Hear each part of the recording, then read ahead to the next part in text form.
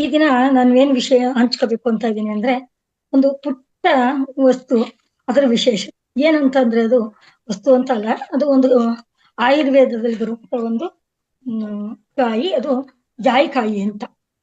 ಜಾಯಿಕಾಯಿ ಅಂದ್ರೆ ಸಾಮಾನ್ಯ ಎಲ್ಲರಿಗೂ ಗೊತ್ತಿರುತ್ತೆ. ಅದಕ್ಕೆ 2-3 ಹೆಸರುಗಳಿದೆ.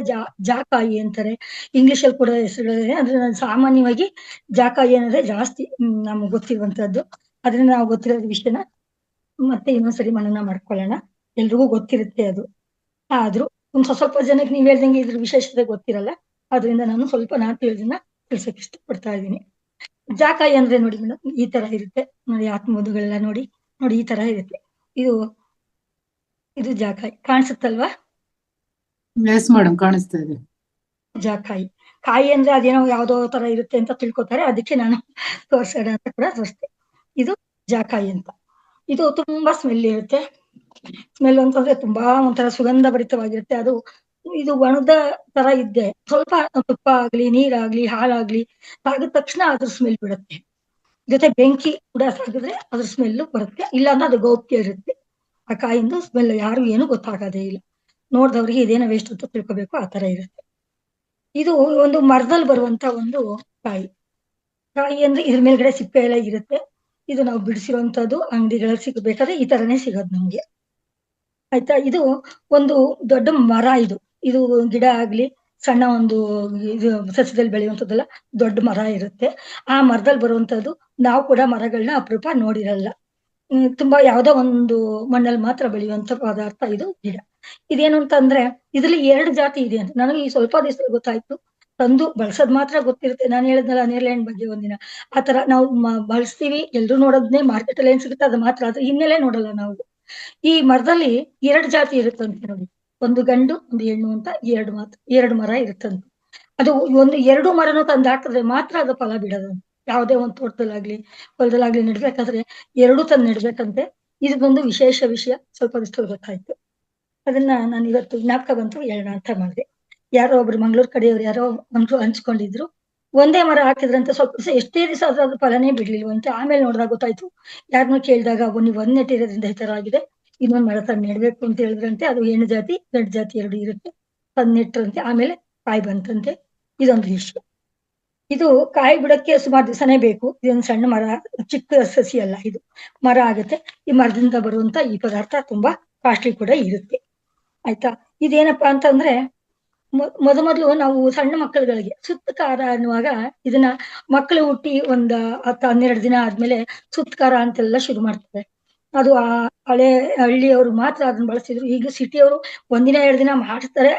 ಹಳೆ ಅಜ್ಜಿ ಎಲ್ಲ ಇದ್ರೆ ಮಾತ್ರ. ಈಗ ಡಾಕ್ಟರ್ಗಳೆಲ್ಲ ಅದನ್ನೆಲ್ಲ ಹಾಕಲ್ಲ. ಬೇರೆ ಯಾವ್ದು ಸಣ್ಣ ಸಣ್ಣ ಡ್ರಾಪ್ಗಳು, ABCD ಡ್ರಾಪ್ ಅಂತ ಏನೋ ಬಂದಿರುತ್ತೆ, ಅದನ್ನೆಲ್ಲ ಹಾಕ್ಬಿಡ್ತಾರೆ.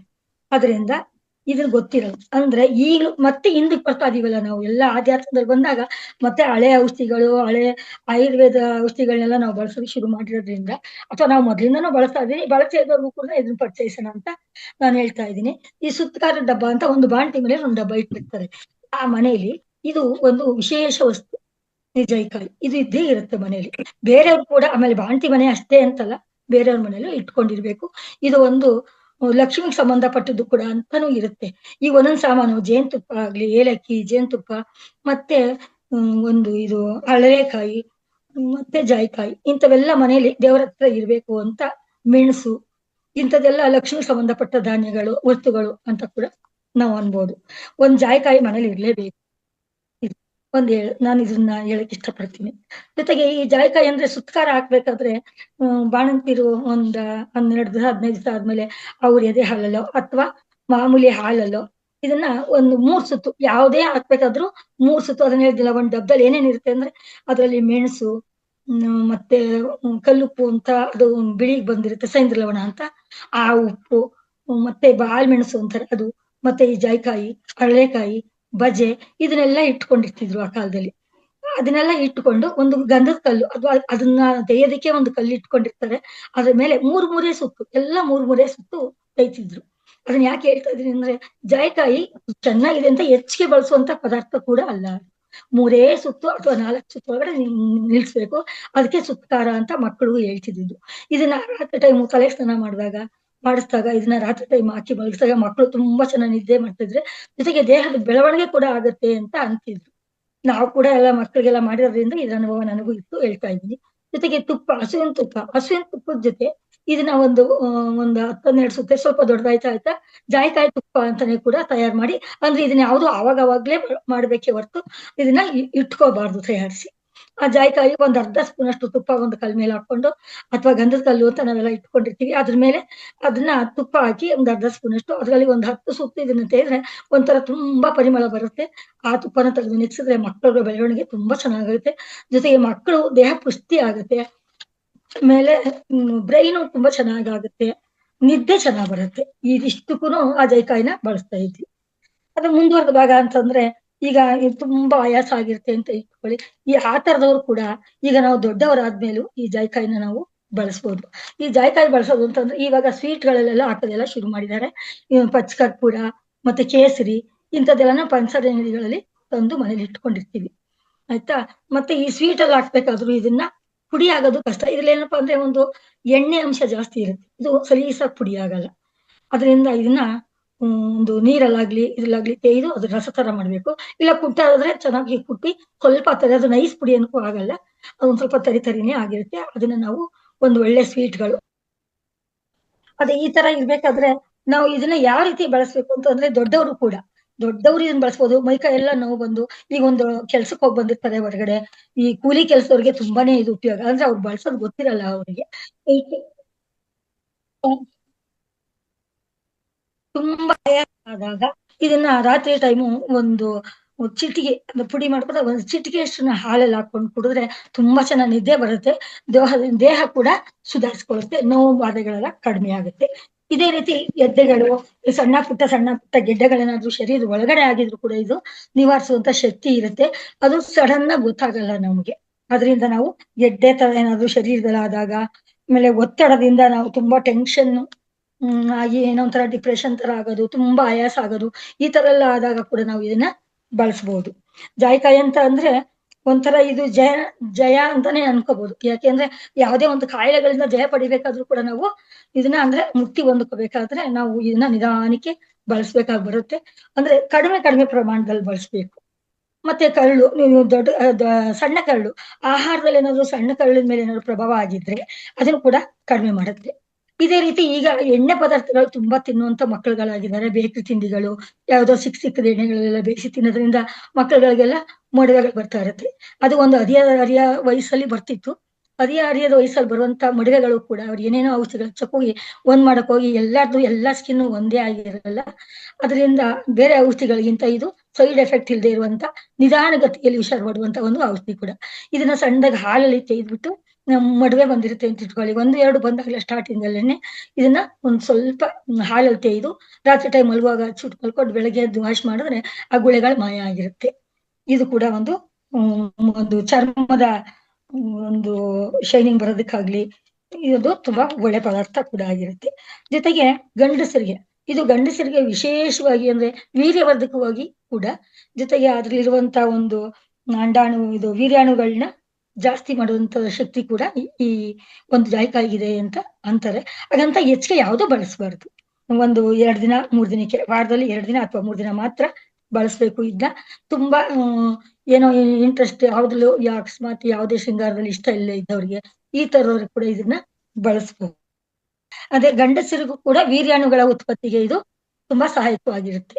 ಆದ್ರಿಂದ ಗಂಡಸರು ಕೂಡ ಇದನ್ನ ಕಡಿಮೆ ಪ್ರಮಾಣದಲ್ಲಿ ಇದನ್ನ ಬಳಸ್ಬೋದು. ಈ ತರ ಇರ್ಬೇಕಾದ್ರೆ ನಾವು ಯಾವುದೇ ವಸ್ತುನ ಅತಿಯಾಗಂತೂ ಬಳಸ್ಬಾರ್ದು. ಎಲ್ರಿಗೂ, ಆಮೇಲೆ ಆಯುರ್ವೇದಿಕ್ ಔಷಧಿಗಳು ಎಲ್ರಿಗೂ ಸೆಟ್ ಆಗುತ್ತೆ ಅಂತ ಹೇಳಕ್ ಆಗಲ್ಲ.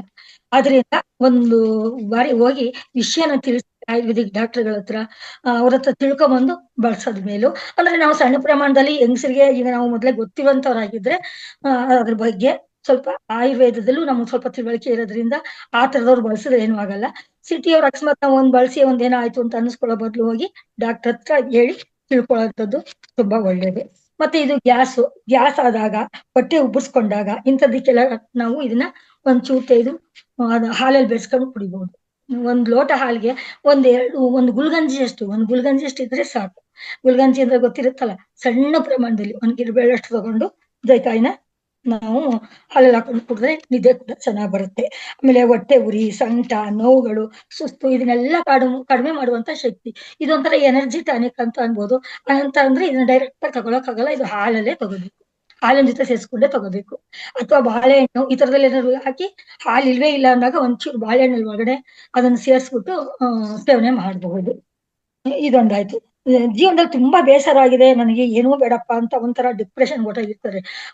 ಯಾವ್ದ್ರ ಮೇಲೂ ಆಸಕ್ತಿ ಇರಲ್ಲ. ಆ ತರದವರು ಆಸಕ್ತಿ ಬರ್ಸ್ಕೊಳ್ಳಕ್ಕೆ ಮತ್ತೆ ನಾನು ಜೀವನ ಮಾಡ್ಬೇಕು, ನಾನು ಯಾಕೆ ಹಿಂಗಾದೆ ಅಂತ ಒಂದು ಬ್ರೈನು ತುಂಬಾ ಆಲಸ್ಯ ಆಗ್ತಿರುತ್ತೆ. ಆ ತರದವರು ಕೂಡ ಇದನ್ನ ನಾವು ಬಳಸ್ಕೊತಾ ರೂಢಿ ಮಾಡ್ಕೊಂಡ್ರೆ 3 ದಿನದಲ್ಲಿ ಅವರು ಬ್ರೈನ್ ಆಕ್ಟಿವೇಟ್ ಆಗುತ್ತೆ. ಇದನ್ನು ಕೂಡ ಮಾಡ್ಕೋಬಹುದು. ಅಂದ್ರೆ ನಿದ್ದೆ ಬರೋಕ್ಕೂ ಇದು ಅತಿ ಆದಾಗ ಯಾವುದು ಅತಿ ಆಗ್ಬಾರ್ದು, ಅತಿ ಆದ್ರೆ ಅಮೃತ ಕೂಡ ವಿಷ ಅನ್ನೋದನ್ನ ನಾವು ಗಮನದಲ್ಲಿ ಇಟ್ಕೋಬೇಕಾಗುತ್ತೆ ಇದನ್ನ ಬಳಸಿದಾಗ. ಅಂದ್ರೆ ಸ್ವಲ್ಪ ಸ್ವಲ್ಪ ಜನಕ್ಕೆ ಬಾಯಿ ವಾಸನೆ ಬರ್ತಾ ಇರುತ್ತೆ. ಈ ತರ ಬಾಯಿ ವಾಸನೆ ಬರುವಂತವ್ರು ಕೂಡ ಇದ್ರ ಪುಡಿನ ಒಂಚೂರು ನೀರಲ್ಲಿ ತೆಗೆದ್ಬಿಟ್ಟು ಅಥವಾ ಹಾಲಲ್ಲಿ ತೆಗೆದ್ಬಿಟ್ಟು ನೀರ್ ಒಳಗಡೆ ಹಾಕಿ ಅದನ್ನ ಮುಕ್ಕಳಿಸೋದು. 2 ಸರಿ 3 ಸರಿ ಒಂದ್ ದಿನಕ್ಕೆ ಮುಕ್ಕಳಿಸ್ತಾ ಇದ್ರೆ ಬಾಯಿ ವಾಸನೆ ಹೋಗುತ್ತೆ. ಬಾಯಿ ವಾಸನೆ ಬರೋದೇನು ಅಂತಂದ್ರೆ ನಮ್ ಶರೀರದಲ್ಲಿ ಏನಾದ್ರೂ ವ್ಯತ್ಯಾಸ ಆದಾಗ, ಅದು ದೊಡ್ಡ ಕರಂದಾಗಿರ್ಲಿ ಚಿಕ್ಕ ಕರಂದಾಗಿರ್ಲಿ ಆದಾಗ, ಅದು ಕೆಳಮುಖನವಾಗಿ ಹೋಗ್ಲಿಲ್ಲ ಅಂತ ಅಂದಾಗ ಬಾಯಿ ವಾಸನೆ ಕೂಡ ಬರ್ತಾ ಇರುತ್ತೆ. ಈ ಬಾಯಿ ವಾಸನೆ ಬಂದಾಗ ಅಕ್ಕಪಕ್ಕ ಕುತ್ಕೊಂಡವ್ರಿಗೂ ಒಂಥರ ಆಗ್ತಾ ಇರುತ್ತೆ. ಅದರಿಂದ ನಾವು ಆತರ ನಿವಾರಣೆ ಮಾಡ್ಕೊಳ್ಳೋಕು ಇದನ್ನ ನಾವು ಈ ತರ ಸಣ್ಣ ಪುಟ್ಟ ಕಾಯಿಲೆಗಳು ಕೂಡ ಜೈಕಾಯಿನ ಬಳಸ್ಬೋದು. ಆದ್ರೆ ಇದನ್ನ ನೀರಲ್ಲಿ ಅಥವಾ ಹಾಲಲ್ಲೇ ಬಳಸ್ಬೇಕು, ಡೈರೆಕ್ಟ್ ಆಗಿ ತಗೋಬಾರ್ದು. ಇದೊಂದು ವಿಶೇಷ. ಜೊತೆಗೇನಪ್ಪ ಇನ್ನೊಂದು ವಿಶೇಷ ವಿಷಯ ಅಂದ್ರೆ ಗರ್ಭಿಣಿಯರು ಇದನ್ನ ಹೆಚ್ಚಿಗೆ ತಗೋಬಾರ್ದು. ಯಾರು ತಗೋಬೇಕು, ಈಗ ನಾನು ಹೇಳ್ದೆ ಇದುವರೆಗೂ ಗಂಡಸರಿಗೂ ಕೊಡ್ಬೋದು, ಬಾಣಂತಿರಿಗೂ ತಗೋಬಹುದು, ಮಗುಗೂ ಹಾಕ್ಬೋದು. ಬಾಣಂತಿರಿಗೂ ಕೂಡ ತಲೆ ಸ್ನಾನ ಮಾಡಿದಾಗ ಮಗು ಗರ್ಭಿದ ಕಾಲದಲ್ಲೇ ಅರ್ಧ ಲೋಟ ಹಾಲಿಗೆ ಇದನ್ನು ಬೆರೆಸಿ ಒಂಚೂರು ಕೊಡ್ತಿದ್ರು. ಅದು ಕೂಡ ನಿದ್ದೆ ಬರೋದಕ್ಕೆ. ಯಾಕೆಂದ್ರೆ ನಿದ್ದೆನೇ ಮನುಷ್ಯನಿಗೆ ಆರೋಗ್ಯಕಾರಕ. ಒಂದು 3-4 ಗಂಟೆ ಟೈಮ್ ಆದ್ರೂ ನಿದ್ದೆ ಮಾಡಿದಾಗ್ಲೇ ಮನುಷ್ಯನಿಗೆ ಎಲ್ಲಾ ರೀತಿ ಶಕ್ತಿ ಕೂಡ ಸಿಗೋದು. ಎನರ್ಜಿ ಒಂಥರ ಆಗುತ್ತೆ. ತುಂಬಾ ಚೆನ್ನಾಗಿ ನಿದ್ದೆ ಮಾಡಿ ಎದ್ಬಿಟ್ಟಾಗ ಒಂಥರ ಫ್ರೆಶ್ ಆಗ್ಬಿಡ್ತೀವಿ. ಆದ್ರಿಂದ ನಾವು ಜಾಯಿಕಾಯಿ ಬೆರೆಸ್ಕೊಂಡು ಕೂಡ ರಾತ್ರಿ ಟೈಮ್ ಒಂದು 10 ಇದರಷ್ಟು ಸಾಸಿವೆ ಎಷ್ಟು ಅಂತ ಹೇಳ್ಕೋಬಹುದು. ತುಂಬಾ ಸಣ್ಣ ಸಣ್ಣ ಪ್ರಮಾಣದಲ್ಲಿ ತಗೋಬೇಕು, ಜಾಸ್ತಿ ತಗೋಬಾರ್ದು. ಇದಾದ್ಮೇಲೆ ಈ ಜಾಯಿಕಾಯಿ ಅಂತಂದ್ರೆ ಇದ್ರ ಮೇಲ್ಗಡೆ ಒಂದು ಪತ್ರೆ, ಕಾಯಿ ಅಂದ್ರೆ ಮೊದಲು ಹಸಿರು ಏನೋ ಬಂದಿರುತ್ತೆ, ಅದು ಮೇಲ್ ಸಿಪ್ಪೆ ಇರೋ ಕಾಯಿ ನಾನು ಕೂಡ ಸರಿ ನೋಡಿಲ್ಲ. ಆಯ್ತಾ, ಇದು ಅಂಗಡಿ ಸಿಗುವಂತ ಕಾಯಿಗೆ ಅದ್ರ ಮೇಲ್ ಪತ್ರೆ ಅಂತ ಒಂದು ಬಂದಿರುತ್ತೆ, ಅದ್ರ ಮೇಲೆ ಒಂದು ಪದರ ಬಂದಿರುತ್ತೆ. ಆ ಪದರ ಕೂಡ ಜಾಪತ್ರೆ ಅಂತ ನಾವು ಮಸಾಲೆ ಪದಾರ್ಥಗಳಲ್ಲಿ ಅದನ್ನ ಬಳಸ್ತಾ ಇರ್ತೀವಿ. ಜಾಪತ್ರೆ ಅದು ಇದು ಮೆಣಸು ಜೀರಿಗೆ ಎಲ್ಲ ಇಟ್ಕೊಂಡಿರ್ತೀವಲ್ಲ, ಆ ಡಬ್ಬದಲ್ಲಿ ಅದು ಒಂದು ಕೊಟ್ಟಿರ್ತಾರೆ. ಸ್ಟಾರ್ ಅನೀಶ್ ಅಂತ ಅದೇ ಅನಾನಸ್ ಹೂವು ಅಂತೆಲ್ಲ ತರ್ತೀವಲ್ಲ, ಆ ಮಾರಕಡೆ ಇದನ್ನು ಇಟ್ಟಿರ್ತಾರೆ. ಅದು ತುಂಬಾ ದಿವಸದ ಮೇಲೆ ನಾವುಗಳು ಕೂಡ ಈ ಅಕಸ್ಮಾತ್ ನಮ್ಗೆ ಜಾಯಿಕಾಯೇ ಸಿಕ್ಲಿಲ್ಲ ಅಂದಾಗ ಜಾಪತ್ರೆ ಕೂಡ ಯೂಸ್ ಆಗುತ್ತೆ. ಅಂದ್ರೆ ಪರ್ಸೆಂಟೇಜ್ ಕಡಿಮೆ ಇರುತ್ತೆ ಅದರಲ್ಲಿ, ಇದ್ರಷ್ಟು ಪವರ್ ಇರಲ್ಲ. ಅದ್ರ ಮೇಲ್ಗಡೆ ಅದು ಒಂದು ಪದರ, ಅದು ಕೂಡ ಅದು ಯೂಸ್ ಆಗುತ್ತೆ. ಈ ಜಾಪತ್ರೆ ಕೂಡ ನಾವು ಮಸಾಲೆ ಪದಾರ್ಥಗಳು ಅರಿಯೋದು, ಈ ಬಾತ್ಗಳೆಲ್ಲ ಮಾಡ್ತೀವಿ ನೋಡಿ, ಆ ಟೈಮಲ್ಲಿ ಅದು ಕೂಡ ಹಾಕಿರ್ತೀವಿ ನಾವು. ಈ ಬಾತಿನ ಎಲೆ ಅಂತೆಲ್ಲ ಹಾಕ್ತಿವಲ್ಲ, ಅದೇ ತರ ಅದನ್ನ ಕೂಡ ಹಾಕಿ ಮಾಡ್ಬೋದು. ಅಂದ್ರೆ ಕಡಿಮೆ ಪ್ರಮಾಣದಲ್ಲಿ ಹಾಕೊಂಡಾಗ ಸ್ಮೆಲ್ ಜಾಸ್ತಿ ಬರಲ್ಲ. ಅತಿ ಆದ್ರೆ ಇದೊಂಥರ ವಾಕರಿಕೆ ಬರುವಂತದ್ದು ಆಗತ್ತೆ. ಇದು ಸಿಹಿ ಜಾಸ್ತಿ ಆಗ್ಬಿಟ್ರೆ ವಾಕರಿಸ್ತಾರೆ ನೋಡಿ, ಆ ತರ ಆಗುತ್ತೆ. ಅತಿ ಆದ್ರೆ ಇದು ವಾಕರಿಕೆ ಬರುವಂತ ಸಿಂಪ್ಟಮ್ಸ್ ಕೂಡ ಬರುತ್ತೆ. ಆದ್ರಿಂದ ನಾನು ಅವಾಗಿಂದ ಹೇಳ್ತಾ ಇದೀನಿ, ಕಡಿಮೆ ಪ್ರಮಾಣದಲ್ಲಿ ತಗೋಬೇಕು ಅಂತ. ಮಕ್ಕಳು ಅಷ್ಟೇನೆ, ಅದನ್ನ ಹಾಕಿದ ತಕ್ಷಣ ಮಕ್ಕಳು ವಾಕರಿಸ್ತಾರೆ. ಆದ್ರೂ ಬಿಡದೇನೆ ಅದನ್ನ ನಾವು ಮೂಗು ಬಾಯಿಲೆ ಇಟ್ಕೊಂಡು ಮಕ್ಕಳಿಗೆಲ್ಲ ಕುಡಿಸ್ತಿರ್ತೀವಿ, ಇದು ಗೊತ್ತಿರುತ್ತೆ. ಆಮೇಲೆ ಮತ್ತೆ ಗರ್ಭಿಣಿಯರು ಇದನ್ನ ತಗೊಳ್ಳೇಬಾರ್ದು. ಯಾವುದೇ ಕಾರಣಕ್ಕೂ ಗರ್ಭಿಣಿಯರು ಇದನ್ನ ತಗೋಬಾರ್ದು. ಅದಕ್ಕೆ ಕಾರಣ 2-3 ಇದೆ, ಅದು ನನಗೆ ಅಷ್ಟು ಗೊತ್ತಿಲ್ಲ, ಮರ್ತೋಗಿದೆ. ಜೊತೆಗೆ ಏನಪ್ಪಾ ಅಂದ್ರೆ ಗರ್ಭಿಣಿಯರಿಗೆ ತುಂಬಾ ನಿದ್ದೆ ಮಾಡೋಕ್ಕೂ ಬಿಡಬಾರ್ದು. ತುಂಬಾ ನಿದ್ದೆ ಮಾಡಿದಾಗ ಎಲ್ಲ ಒಳಗಡೆ ಮಗುಗೂ ಎಲ್ಲ ತೊಂದರೆ ಆಗತ್ತೆ ಅಂತ ಅನ್ನೋರು 1-1.5 ಗಂಟೆ ಟೈಮ್ ಒಂದ್ಸರಿ ಎಚ್ಚರ ಮಾಡೋರು ಎಲ್ಲ ಮಾಡೋರು. ಇದು ಯಾಕೆ ಅಂತ ನನಗೆ ಗೊತ್ತಿರ್ಲಿಲ್ಲ, ಈಗ ಗೊತ್ತಾಗ್ತು. ಈಗ ಅಂತ ಅಂದಾಗ ನಾವು ಈ ಜಾಯಿಕಾಯಿ ಜಾಯಿಪತ್ರೆ ಇದು ಬೆಳೆಗಾರರಿಗಂತ ಇದು ಒಂಥರ ಲಕ್ಷಾಧಿಪತಿಗಳಾಗ್ಬೋದು. ಯಾಕೆಂದ್ರೆ ಇದು ಒಂದು ಕಾಯಿಗೆ ಇಷ್ಟೊಂದು ಕಾಸ್ಟ್ಲಿ ಇರುತ್ತೆ ಅಂದಾಗ ಅದ್ರ ಮೇಲ್ ಸಿಪ್ಪೆಗಳು ಕೂಡ ಯೂಸ್ ಆಗುತ್ತೆ ನೋಡಿ. ಒಂದ್ ಪದರ ಸಿಪ್ಪೆ ಅದು ಎಸಿಬೇಕು ಅಂತ ಇಲ್ಲ, ಆ ಸಿಪ್ಪೆನಲ್ಲೂ ಅವರು ಒಣಸಿಟ್ಕೊಂಡು ಅದನ್ನ ದಾಸ್ತಾನು ಮಾಡ್ಕೊಂಡು ಅದನ್ನ ಬೆಳಿತಾರೆ. ಅದು ಅಂದ್ರೆ ಅಪರೂಪದ ವಸ್ತುಗಳಾಗಿರುತ್ತೆ, ಇದಕ್ಕೆ ಕಾಸ್ಟ್ಲಿ ಕೂಡ ಆಗಿರುತ್ತೆ. ಅದರಿಂದ ಅದು ಬೆಳೆಯೋರು ಕೂಡ ಲಕ್ಷಾಧಿಪತಿಗಳೇ ಆಗ್ಬೋದು ಅಂತ ಕೂಡ ಇದೆ. ಈ ಏಲಕ್ಕಿ ಆಗ್ಲಿ ಇಂಥ ಪದಾರ್ಥಗಳು ಬೆಳೆಯೋದು ಕಷ್ಟ, ಉಪಯೋಗಿಸೋದು ಅಪರೂಪ. ಆದ್ರೆ ಅವರು ಧನವಂತರಾಗೋದಂತೂ ನಿಜ. ಯಾಕೆಂದ್ರೆ ಇದಕ್ಕೆ ಲಕ್ಷ್ಮೀ ಕಟಾಕ್ಷ ಕೂಡ ಇರುತ್ತೆ ಅಂತ ಎಲ್ಲ ಕೇಳಿದೀನಿ. ಅದರಿಂದ ಅವರು ಧನವಂತರಾಗ್ಬೋದು, ಇದನ್ನ ಕೂಡ ಹೇಳ್ಬೋದು. ಅಂದ್ರೆ ಜಾಕಾಯಿ ಜಾಪತ್ರೆ ವಿಶೇಷ ಅಡುಗೆಗಳಲ್ಲಿ ತಂದಿರ್ತಾರೆ. ಆಮೇಲೆ ಈ ಯಂತ್ರ ಮಂತ್ರ ಮಾಡ್ತಾರೆ ನೋಡಿ, ಅದೇ ಯಕ್ಷಿಣಿ ವಿದ್ಯೆ ಮಾಡೋಂಥವ್ರು, ಈ ತರದವ್ರು ಕೂಡ ಇದನ್ನ ಇಟ್ಕೊಂಡಿರ್ತಾರೆ. ಆಮೇಲೆ ನಾವು ಕೂಡ ಇದನ್ನೆಲ್ಲ ಬಳಸ್ತಾ ಇದ್ದದ್ದು ರೂಢಿ ಇದೆ. ಒಂದು ರಾಯರದು ಒಂದು ಮಂತ್ರ ಹೇಳ್ಬೇಕು ಅಂತ ಅಂದ್ರೆ ರಾಘವೇಂದ್ರದು. ಆವಾಗ ಚಂದ್ರಗ್ರಹಣ, ಸೂರ್ಯಗ್ರಹಣ ಎಲ್ಲ ಬಂದಾಗ ಇದನ್ನ ಒಂದು ಕಡ್ಡಿ ಅಥವಾ ಒಂದು ದೊಡ್ಡದು ದಪ್ಪಳ ಅಂತಾರಲ್ಲ, ಆತರ ಒಂದು ಕಡ್ಡಿಗೆ ಅಥವಾ ಒಂದು ಕಬ್ಬಿಣದ್ದೇ ಆಗ್ಬೇಕು, ಕಡ್ಡಿ ಆದ್ರೆ ಹತ್ಕೊಬಿಡುತ್ತೆ. ಅದಕ್ಕೆ ಚುಚ್ಚಿಕೊಂಡು ಇದನ್ನ ಒಂದು ತುಪ್ಪದಲ್ಲಿ ಒಂಚೂರು ಹಿಂಗ್ ಅದ್ಬಿಟ್ಟು ಅದನ್ನ ದೇವ್ರ ದೀಪದಲ್ಲಿ ಹಚ್ಕೊಂಡು ನಾವ್ ಯಾವುದೇ ಒಂದು ಶ್ಲೋಕ ಹೇಳ್ಕೊಂಡು ಆ ಶ್ಲೋಕನ ನಾವ್ ಒಂದ್ ಸಂಕಲ್ಪ ಮಾಡ್ಕೊಂಡು ಅದು ಹೇಳ್ಕೊತಾ ಒಂದ್ ಕೆಳಗಡೆ ಒಂದ್ ಸಣ್ಣ ಬಟ್ಲು ಇಟ್ಕೋಬೇಕು, ಹಿತ್ತಾಳೆ ತಾಮ್ರದ್ದು. ಅದ್ರಲ್ಲಿ ಒಂದ್ ಅರ್ಧ ಸ್ಪೂನ್ ಅಷ್ಟು ತುಪ್ಪ ಹಾಕಿಟ್ಬಿಟ್ಟು ಇದನ್ನ ಹಚ್ಕೊಂಡ್ರೆ ದೀಪದ ತರ ಉರಿತೆ, ಮನೆಯೆಲ್ಲ ತುಂಬಾ ಪರಿಮಳ ಆಗಿರುತ್ತೆ. ಜೊತೆಗೆ ಅದು ಚಂದ್ರಗ್ರಹಣ, ಸೂರ್ಯಗ್ರಹಣ ಇದ್ದಾಗ ಗ್ರಹ ದೋಷಗಳೆಲ್ಲ ಬೀಳುತ್ತೆ ಅಂತಾರಲ್ಲ, ಆ ದಿನ ಇದನ್ನ ಮಾಡಿದ್ರೆ ತುಂಬಾ ಚೆನ್ನಾಗಿರುತ್ತೆ. ಅದನ್ನ ಕೊನೆಗೆ ಏನ್ ಮಾಡ್ಬೇಕು ಅಂದ್ರೆ ಅದೆಲ್ಲ ಸುಟ್ಟು ಕರ್ಕಲಾಗ್ಬಿಡುತ್ತೆ. ಅದು ಒಂಥರ ಎಣ್ಣೆ ಪದಾರ್ಥ ಹೊಂದಿರುತ್ತೆ. ಅದರಿಂದ ತುಂಬಾ ಚೆನ್ನಾಗಿ ಅದು ಬೆಂಕಿಯಾಗಿ ಕೊನೆಗೆ ಮಸಿ ಆಗ ತನಕ ಅದನ್ನ ಇಟ್ಕೊಂಡು ಸುಟ್ಟು ಅದನ್ನ ಆ ತುಪ್ಪದೊಳನೆ ಕಲಸಿ ನೈಸ್ ಅದನ್ನ ಇಟ್ಕೊಂಡ್ರೆ ದೃಷ್ಟಿ ದೋಷಗಳು ಕೂಡ ನಿವಾರಣೆ ಆಗುತ್ತೆ. ಮನೆಗೆ ಯಾವುದೇ ದೃಷ್ಟಿ ದೋಷ ಆಗ್ಲಿ, ಅದು ಏನೇನೋ ಮಾಟೆ ಅದು ಇದು ಅಂತ ಏನೇನೋ ಎಲ್ಲ ಹೇಳ್ತಾರೆ, ಮಾಯಾ ಮಂತ್ರವಾದಿಗಳೆಲ್ಲ ಇದನ್ನ ತುಂಬಾ ಬಳಸ್ತಾರೆ. ಅವ್ರು ಕಪ್ಪು ಕೊಡುವಂತದ್ರಲ್ಲಿ ಇದನ್ನ ಬಳಸಿರ್ತಾರೆ. ಜೊತೆಗೆ ನಾವೇ ಮನೇಲಿ ಮಾಡ್ಕೋಬೇಕು ಅಂದಾಗ ನಾವು ಆ ತರ ಏನು ಕೆಟ್ಟದಾಗಿ ಯಾರನ್ನು ನಾವು ಏನು ಮಾಡಕ್ ಹೋಗ್ಬಾರ್ದು. ಕೆಟ್ಟದಾಗಿ ನಾವು ಒಳ್ಳೇದಾಗ್ಲಿ ಅಂತ ಅನ್ಕೋಬೇಕು ಅಂದ್ರೆ ಒಂದ್ ಜಾಯಿಕಾಯಿನ ತಗೊಂಡು ಆತರ ಇಟ್ಕೊಂಡು ಯಾವುದೇ ಒಂದು ಸೂರ್ಯಗ್ರಹಣ, ಚಂದ್ರಗ್ರಹಣ, ಜೊತೆಗೆ ವಿಶೇಷ ದಿನಗಳು ಅಂದ್ರೆ ಪೌರ್ಣಮಿ, ಅಮಾವಾಸ್ಯೆ ಇಂಥ ದಿವಸ ನಮ್ಮ ಮನಸ್ಸಿಗೆ ನಾವು ಸಮಾಧಾನ ಮಾಡ್ಕೋಬೇಕು ಅಂದ್ರೆ ಒಂದು ಮಂತ್ರ ಉಚ್ಚಾರಣೆ ಮಾಡ್ಕೊತಾ ಒಂದು 108 ಬಾರಿ ಅಥವಾ ನಾನು ಹೇಳಿದ ರಾಘವೇಂದ್ರ ಸ್ತೋತ್ರ ಅಥವಾ ಯಾವ್ದಾದ್ರು ಅಷ್ಟೋತ್ತರಗಳು ಹೇಳ್ಕೊಂತ ಇದನ್ನ ಸುಟ್ಕೊಂಡು ಅದ್ರ ಬಸ್ಸು ಮಾಡಿ ಅಂದ್ರೆ ಅದೇ ಮಸಿ ತರ ಬರುತ್ತೆ. ಆ ಮಸಿನ ತುಪ್ಪದಲ್ಲಿ ಕಲಸಿಟ್ಕೊಂಡು ಅದನ್ನ ನಾವೆಲ್ಲಾರು ಹೊರಗಡೆ ಹೋಗ್ಬೇಕಾದ್ರೆ ಎಲ್ಲ ಇಟ್ಕೊಂಡು ಹೋದ್ರೆ ನಾವು ಹೋಗುವಂತ ಕಾರ್ಯಗಳು ಸಿದ್ಧಿ ಆಗುತ್ತೆ ಅಂತ ಕೂಡ ಓದಿದೀನಿ. ಜೊತೆಗೆ ಇದಿಷ್ಟನ್ನ ಹೇಳ್ತಾ, ಜಾಯಿಕಾಯಿ ಅಂತ ಅಂದ್ರೆ ತುಂಬಾ ಒಳ್ಳೆ ಪದಾರ್ಥ. ಅದಕ್ಕೆ ನಾವು ಒಂದು ದೈವಿ ಗುಣ ಇದೆ, ದೇವ್ರದ್ದು ಆಯ್ತು, ಆಯುರ್ವೇದಿಕ್ ಔಷಧಿನೂ ಆಯ್ತು. ಇದನ್ನ ನಾವು ಬಳಸ್ಕೊಂಡು ಅದ್ರ ಪ್ರಯತ್ನ ಪಡ್ಕೋಬೇಕು ಅಂತ ಹೇಳ್ತಾ ಈ ದಿನದ ಸ್ವಾಧ್ಯಾಯ ನಾನು ಮುಗಿಸ್ತಾ ಇದ್ದೀನಿ.